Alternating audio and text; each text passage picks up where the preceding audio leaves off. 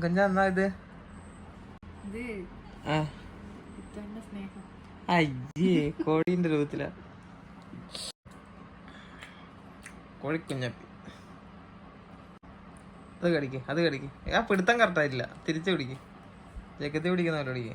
ആ അതന്നെ കടിക്ക് അടിച്ചോ.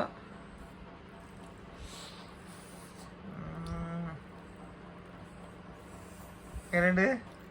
അടിപൊളി അല്ലേ? എങ്ങനെയുണ്ട് സുരേഷേ? അടിപൊളി. നാളെ ഗൾഫിൽ അൽഫാം പോലെ ഉണ്ടല്ലേ